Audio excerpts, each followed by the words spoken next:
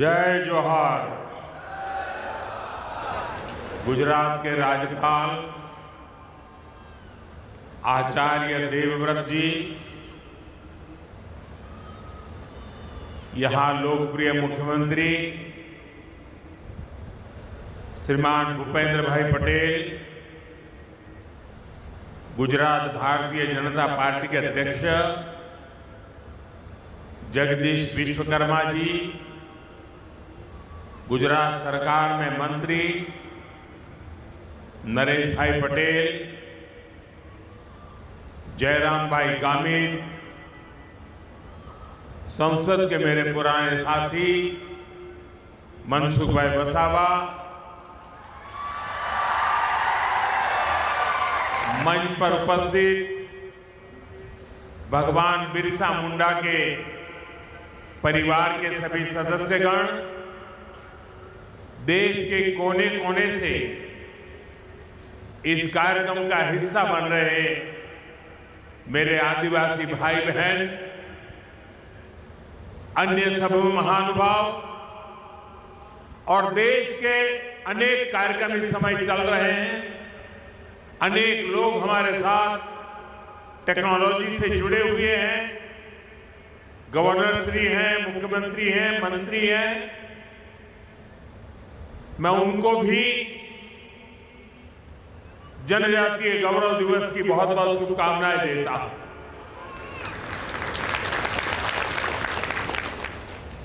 हम तो मारे तुम्हारी पास आओ जो गुजराती बोलવાનું હોય,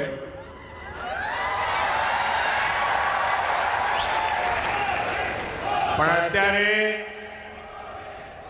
સમગ્ર દેશના લોકો આપણા કાર્યક્રમમાં જોડાયેલા છે, એટલે તમારા બધાના આશીર્વાદ અને અનુમતિથી હવે મારે વાત હિન્દીમાં જ કરવી પડશે।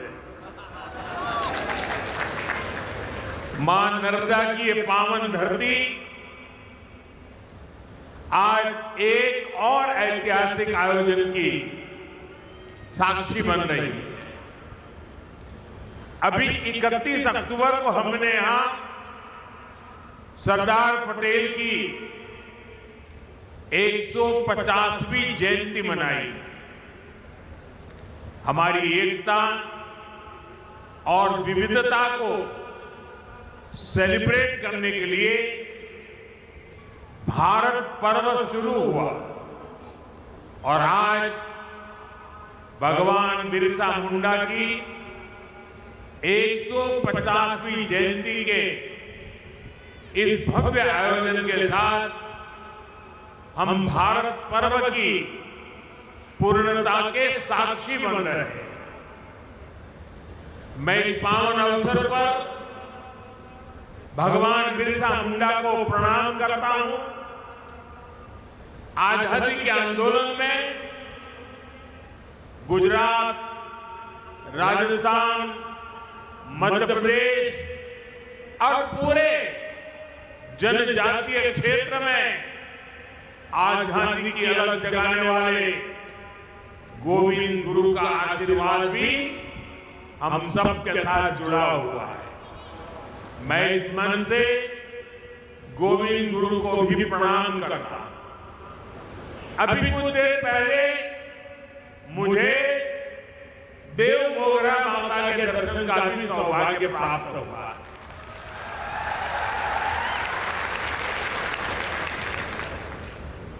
मैं मां के चरणों में भी फिर से नमन करता हूं। बहुत कम लोगों को पता होगा,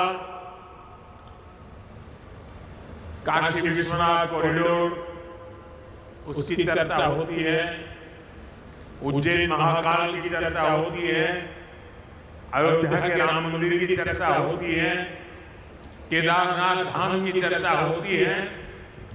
पिछले एक दशक में ऐसे कई हमारे धार्मिक ऐतिहासिक स्थानों का विकास हुआ है, लेकिन बहुत कम लोगों को पता होगा।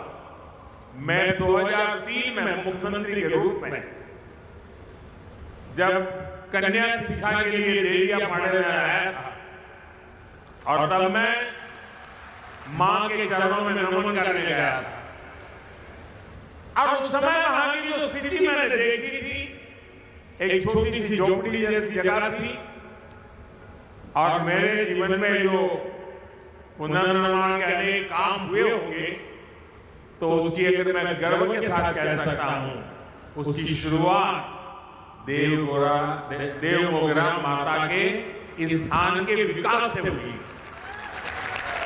और आज जब मैं गया तो मुझे बहुत अच्छा लगा कि लाखों की तादाद में आप लोग वहां आते हैं, मां के प्रति अपार श्रद्धा, खासकर हमारे जनजातीय बंधुओं में। साथियों, डेरियापाड़ा और सागवाड़ा का एक क्षेत्र कबीर जी की शिक्षाओं से प्रेरित रहा और मैं तो बनारस का सांसद हूं और बनारस यानी संत कबीर की धरती, इसलिए संत कबीर का मेरे जीवन में अलग स्थान स्वाभाविक है। मैं इस मंच से उन्हें भी प्रणाम करता हूं।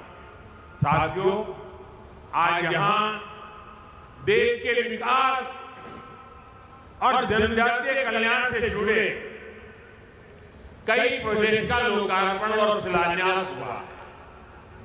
पीएम जनमन और अन्य योजनाओं के तहत यहां 1 लाख परिवारों को पक्के घर दिए गए हैं।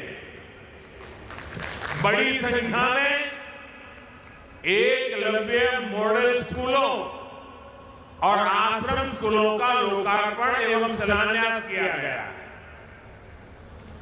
बिरसा मुंडा ट्राइबल यूनिवर्सिटी में श्री गोविंद गुरु चैन की स्थापना भी हुई है।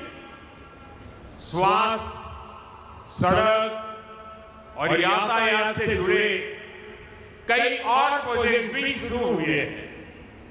मैं सभी विकास कार्यों के लिए, सेवा कार्यों के लिए, कल्याण योजनाओं के लिए आप सभी को विशेष करके गुजरात के और देश के मेरे जनजातीय परिवारों को बहुत बहुत बधाई देता हूं।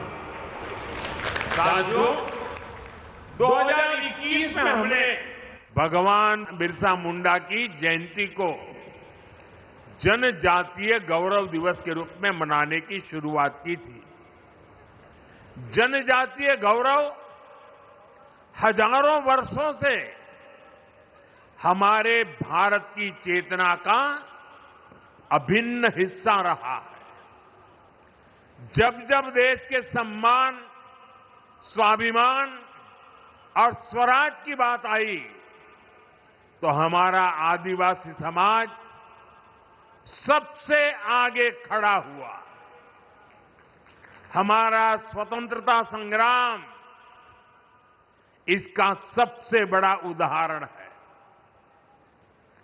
आदिवासी समाज से निकले कितने ही नायक नायिकाओं ने आजादी की मशाल को आगे बढ़ाया।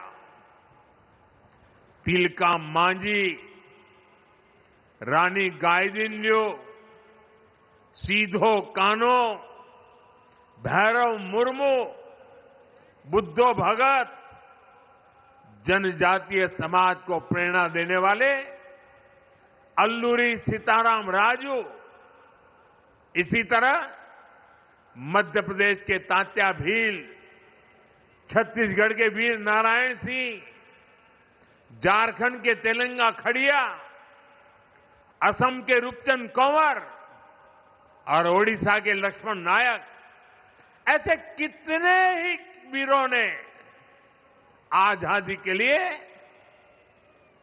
अपार त्याग किया, संघर्ष किया, जीवन भर अंग्रेजों को चैन से बैठने नहीं दिया। आदिवासी समाज ने अनगिनत क्रांतियों की आजादी के लिए अपना लहू बहाया। साथियों, यहां गुजरात में भी जनजातीय समाज के ऐसे कितने ही शूरवीर देशभक्त हैं गोविंद गुरु जिन्होंने भगत आंदोलन का नेतृत्व किया, राजा रूप सिंह नायक जिन्होंने पंचमान में ब्रिटिश सरकार के खिलाफ लंबी लड़ाई लड़ी, मोतीलाल तेजावत जिन्होंने एक ही आंदोलन चलाया, और अगर आप पाल चितरिया जाएंगे तो सैकड़ों आदिवासियों की शहादत का वहां स्मारक है। जलियांवाला बाग जैसी वो घटना साबरकांठा के पाल चितरिया में हुई थी। हमारी दसरीबेन चौधरी जिन्होंने गांधी जी के सिद्धांतों को आदिवासी समाज तक पहुंचाया। स्वतंत्रता संग्राम के ऐसे कितने ही अध्याय जनजातीय गौरव और आदिवासी शौर्य से रंगे हुए हैं। भाइयों बहनों, स्वतंत्रता आंदोलन में ट्राइबल समाज के योगदान को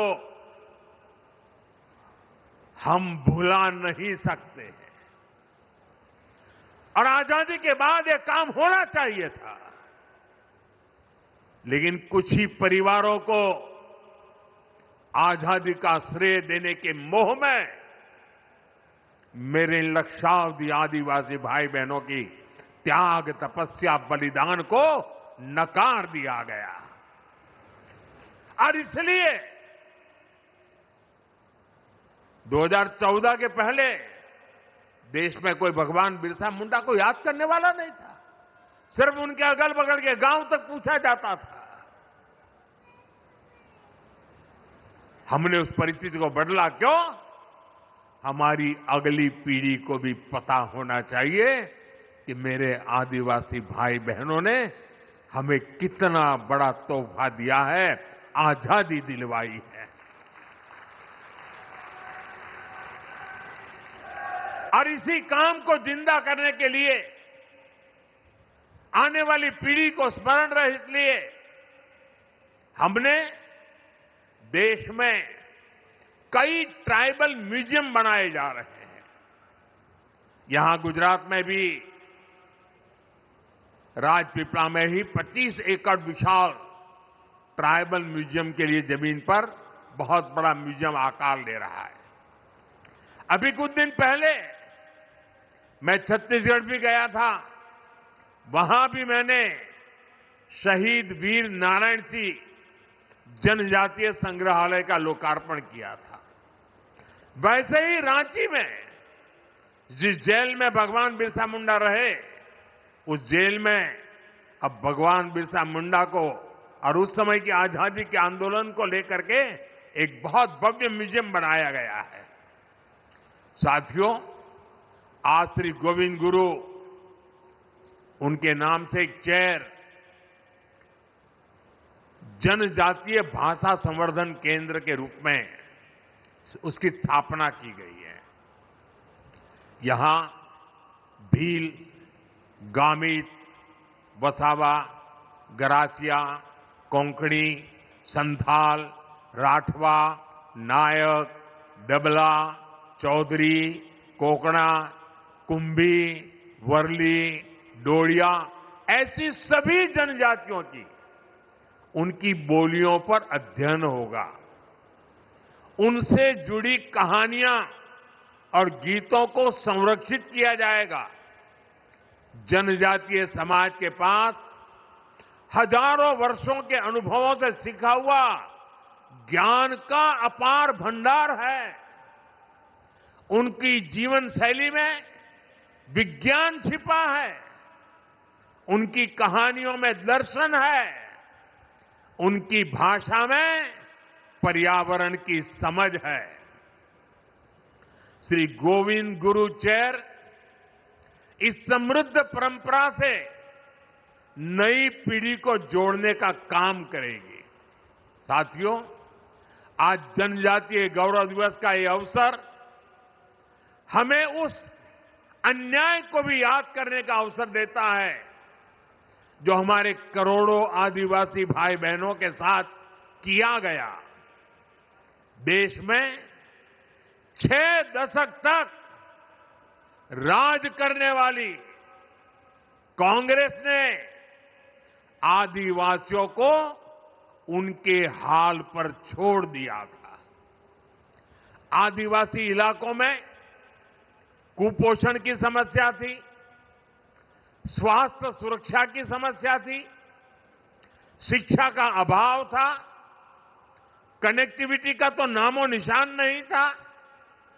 ये अभाव ही एक प्रकार से आदिवासी क्षेत्रों की पहचान बन गई थी और कांग्रेस सरकारें हाथ पर हाथ धरकर बैठी रही। लेकिन साथियों, आदिवासी कल्याण भाजपा की सर्वोच्च प्राथमिकता रही है। हम हमेशा इस संकल्प को लेकर चले कि हम आदिवासियों के साथ हो रहे अन्याय को समाप्त करेंगे, उन तक विकास का लाभ पहुंचाएंगे। देश को आजाद तो 1947 में हो गया था। आदिवासी समाज तो भगवान राम के साथ भी जुड़ा हुआ है, इतना पुराना है। लेकिन 6-6 दशक तक राज करने वालों को पता ही नहीं था कि इतना बड़ा आदिवासी समाज के विकास के लिए कुछ करने की जरूरत है। साथियों, जब पहली बार अटल बिहारी वाजपेयी प्रधानमंत्री बने, भाजपा की सरकार बनी, तब देश में पहली बार जनजातीय समाज के लिए एक अलग मंत्रालय का गठन किया था। उसके पहले नहीं किया गया। लेकिन अटल जी की सरकार के बाद 10 साल जो कांग्रेस को फिर से काम करने का मौका मिला, तो उन्होंने इस मंत्रालय की उपेक्षा की, पूरी तरह भुला दिया गया। आप कल्पना कर सकते हैं, 2013 में कांग्रेस ने जनजातीय कल्याण के लिए कुछ हजार रुपए की योजना बनाई। कुछ हजार रुपए, एक जिले में 1000 रुपए से काम नहीं होता है। हमारी सरकार आने के बाद हमने बहुत बड़ी वृद्धि की, उसके हितों की चिंता की, हमने मंत्रालय के बजट को बढ़ाया और आज जनजातीय मंत्रालय का बजट अनेक गुना बढ़ा करके हमने आज जनजातीय क्षेत्रों के विकास का बीड़ा उठाया है। शिक्षा हो, स्वास्थ्य हो, कनेक्टिविटी हो, हर क्षेत्र में हम आगे बढ़ने का प्रयास कर रहे हैं। साथियों, एक समय यहां गुजरात में भी आदिवासी इलाकों में स्थिति बहुत अच्छी नहीं थी। हालात ये थी कि अंबाजी से उमरगांव तक पूरे आदिवासी पट्टे में एक भी साइंस स्ट्रीम की स्कूल तक नहीं थी। साइंस स्कूल नहीं थी। डेडियापाड़ा और सागबारा जैसे इलाकों में विद्यार्थियों को आगे पढ़ने का मौका नहीं मिल पाता था। मुझे याद है, जब मैं गुजरात का मुख्यमंत्री था तो मैंने यहां डेडियापाड़ा से ही कन्या केलवनी महोत्सव शुरू किया था। तब बहुत सारे बच्चे मुझसे मिलते थे और वो बच्चे बहुत सपने देखते थे, बहुत कुछ बनना चाहते थे। किसी को डॉक्टर बनने का मन था, कोई इंजीनियर बनना चाहता था, कोई साइंटिस्ट बनना चाहता था। मैं उन्हें समझाता था, शिक्षा ही इसका रास्ता है। आपके सपनों को पूरा करने में जो भी बाधाएं हैं उन्हें हम दूर करेंगे, मैं विश्वास देता था। साथियों, स्थितियों में बदलाव के लिए हमने दिन रात मेहनत की। उसी का परिणाम है आज गुजरात के आदिवासी पट्टे में, मैं जब मुख्यमंत्री बना उसके पहले जहां साइंस स्ट्रीम की स्कूल नहीं थी, आज उस आदिवासी पट्टे में 10,000 से ज्यादा स्कूल है। पिछले 2 दशकों में आदिवासी इलाका में 2 दर्जन साइंस कॉलेज, सिर्फ स्कूल नहीं, science college, commerce college, arts college बने हैं। भाजपा सरकार ने आदिवासी बच्चों के लिए सैकड़ों हॉस्टल तैयार किए। यहां गुजरात में 2 ट्राइबल यूनिवर्सिटी भी बनवाई। ऐसे ही प्रयासों से यहां भी बड़ा बदलाव आया है। 20 साल पहले जो बच्चे अपना सपना लेकर मुझसे मिलते थे, अब उनमें से कई डॉक्टर और इंजीनियर है, तो कोई रिसर्च फील्ड में काम कर रहा है। साथियों, आदिवासी बच्चों का भविष्य उज्जवल बनाने के लिए हम दिन रात काम कर रहे हैं। बीते 5-6 वर्षों में ही केंद्र सरकार ने देश में एकलव्य मॉडल आदिवासी स्कूलों के लिए 18,000 करोड़ रुपए से ज्यादा खर्च किए। छात्राओं के लिए स्कूल में जरूरी सुविधाएं उपलब्ध कराई गई। इसका नतीजा यह है कि इन स्कूलों में एडमिशन लेने वाले ट्राइबल बच्चों की संख्या में 60% की वृद्धि हुई है। साथियों, आदिवासी युवाओं को जब अवसर मिलते हैं तो वो हर क्षेत्र में बुलंदी को छूने की ताकत रखते हैं। उनकी हिम्मत, उनकी मेहनत और उनकी काबिलियत, ये उन्हें परंपरा से मिले हुए, विरासत में मिले होते हैं। आज खेल जगत का उदाहरण सबके सामने है। दुनिया में तिरंगे की शान बढ़ाने में आदिवासी बेटे बेटियों ने बहुत बड़ा योगदान दिया है। अभी तक हम सब मैरी कॉम, थोनाकल गोपी, दुती चंद और भाईचुंग भूटिया जैसे खिलाड़ियों के नाम जानते थे। अब हर बड़ी प्रतियोगिता में ट्राइबल इलाकों से ऐसे ही नए नए खिलाड़ी निकल रहे हैं। अभी भारत की क्रिकेट टीम ने विमेन वर्ल्ड कप जीतकर इतिहास रचा है। उसमें भी हमारी एक जनजातीय समाज की बेटी ने अहम भूमिका निभाई है। हमारी सरकार आदिवासी इलाकों में नई प्रतिभाओं को तलाशने और उन्हें आगे बढ़ाने के लिए लगातार काम कर रही है। जनजातीय क्षेत्रों में स्पोर्ट्स फैसिलिटीज को भी बढ़ाया जा रहा है। साथियों, हमारी सरकार वंचित को वरीयता के विजन पर काम करती है। इसका बहुत बड़ा उदाहरण ये हमारा नर्मदा जिला भी है। पहले तो ये अलग नहीं था, वो भरूच जिले का हिस्सा था, कुछ सूरत जिले का हिस्सा था, और ये सारा इलाका कभी पिछड़ा माना जाता था। हमने इसे वरीयता दी, हमने इस जिले को आकांक्षी जिला बनाया और आज ये विकास के कई पैरामीटर्स में बहुत आगे आ गया है। इसका बहुत बड़ा लाभ यहां के आदिवासी समुदाय को मिला है। आपने देखा है, केंद्र सरकार की कई योजनाओं को हम आदिवासी बहुल राज्यों और वंचित वर्गों के बीच जाकर ही लॉन्च करते हैं। आपको याद होगा 2018 में मुफ्त इलाज के लिए आयुष्मान भारत योजना लॉन्च हुई थी। ये योजना हमने झारखंड के आदिवासी इलाके में रांची में जाकर के शुरू हुई थी और आज देश के करोड़ों आदिवासी भाई बहनों को इसके तहत 5 लाख तक मुफ्त इलाज की सुविधा मिल रही है। सरकार ने आयुष्मान आरोग्य मंदिर की शुरुआत भी आदिवासी बहुल छत्तीसगढ़ से की थी। इसका भी बहुत बड़ा लाभ जनजातीय वर्ग को मिल रहा है।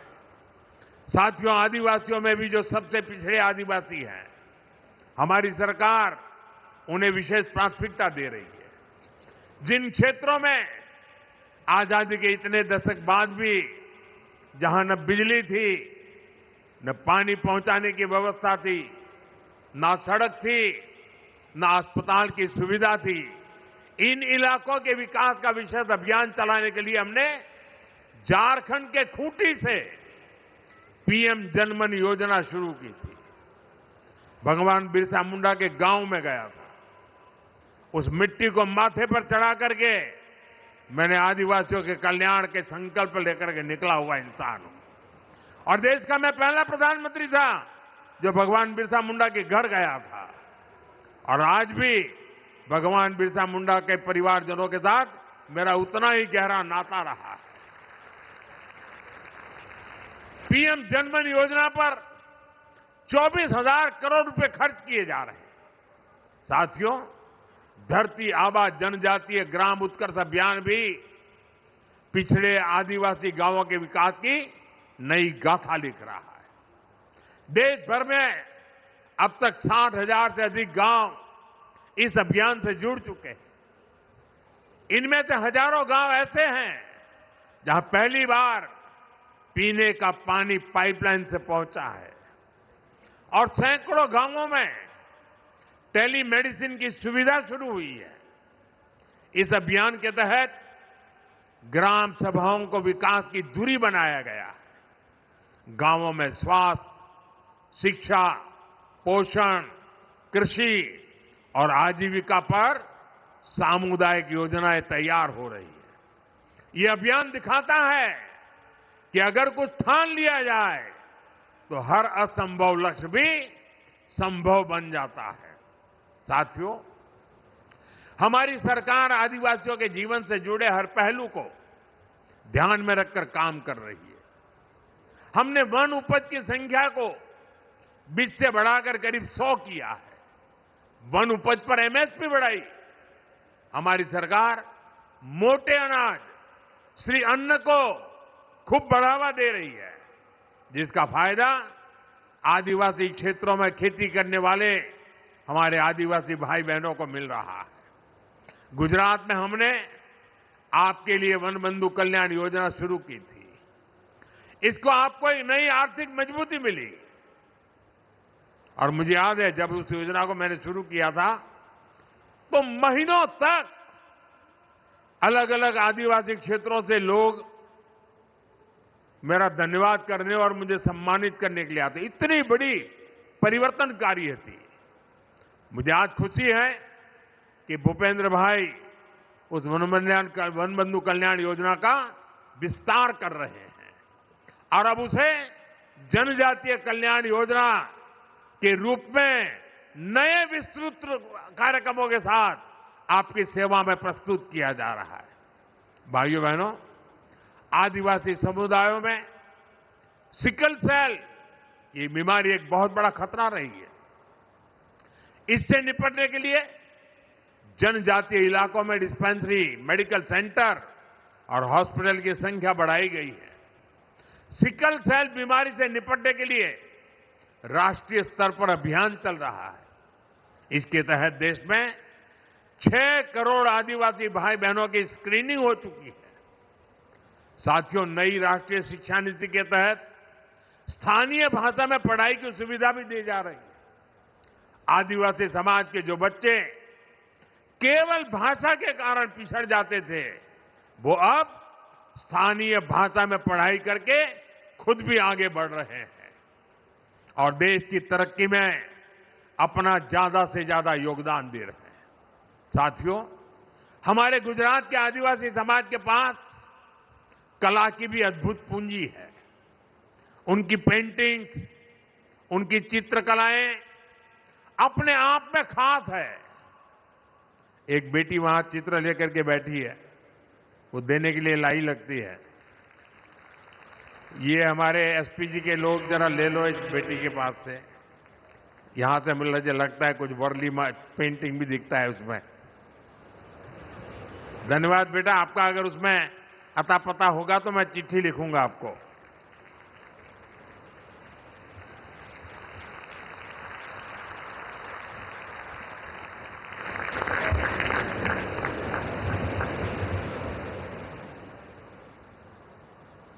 बहुत बहुत धन्यवाद बेटा।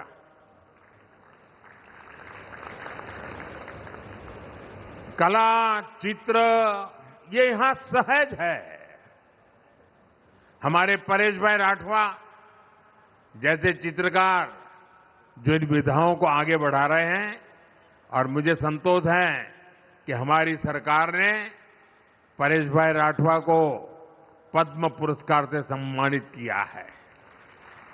साथियों, किसी भी समाज की प्रगति के लिए लोकतंत्र में उसकी सही भागीदारी भी उतनी ही जरूरी होती है। इसलिए हमारा ध्येय है जनजातीय समाज के हमारे भाई बहनों को देश के बड़े पदों पर भी पहुंचे, देश का नेतृत्व करें। आप देखिए, आज देश की राष्ट्रपति एक आदिवासी महिला है। इसी तरह बीजेपी ने, एनडीए ने हमेशा आदिवासी समाज के हमारे होनहार साथियों को शीर्ष पदों पर पहुंचाने का प्रयास किया है। आज छत्तीसगढ़ के मुख्यमंत्री हमारे जनजातीय समाज के विष्णुदेव जी साय छत्तीसगढ़ का कायापलट कर रहे हैं। उड़ीसा में श्री मोहन चरण मांझी भगवान जगन्नाथ जी के आशीर्वाद से जनजातीय समुदाय के हमारे मांझी जी उड़ीसा का विकास कर रहे हैं।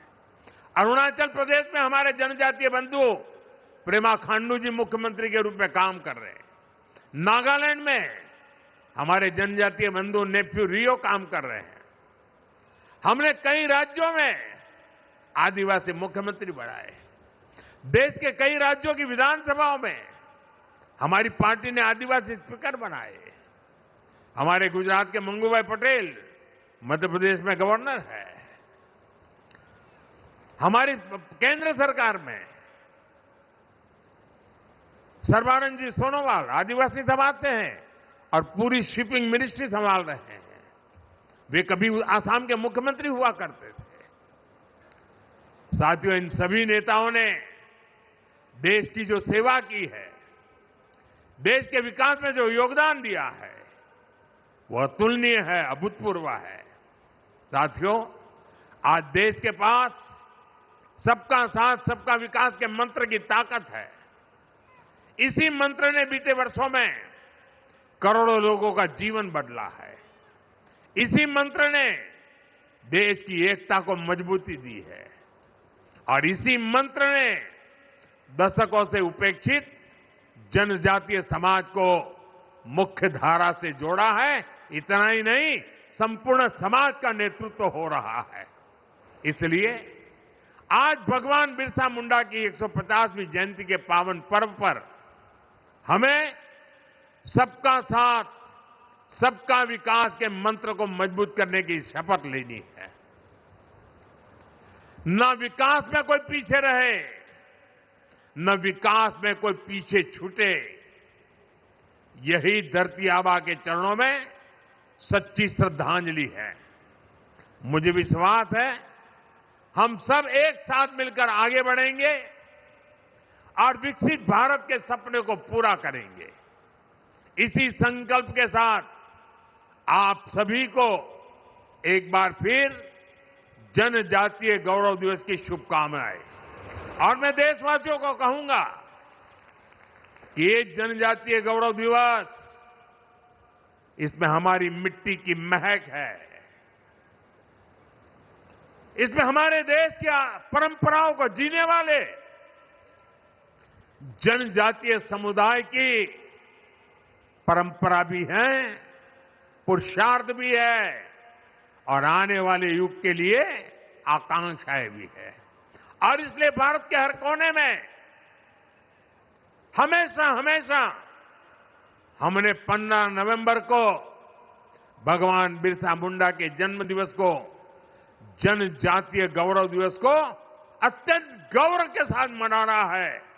हमें नई शक्ति से आगे बढ़ना है, नए विश्वास से आगे बढ़ना है और भारत की जड़ों से जुड़ते हुए हमने नई ऊंचाइयों को पार करना है। इस विश्वास के साथ आप सबका बहुत बहुत धन्यवाद। भारत माता की, भारत माता की, भारत माता की। हम सबको पता है वंदे मातरम, इस गीत को 150 साल, ये अपने आप में भारत की एक महान प्रेरणा का, लंबी यात्रा का, लंबे संघर्ष का, हर प्रकार से वंदे मातरम एक जो मंत्र बन गया, उसके 150 वर्ष हम मना रहे हैं। मेरे साथ बोलिए, वंदे वंदे वंदे वंदे वंदे वंदे वंदे वंदे वंदे। बहुत बहुत धन्यवाद।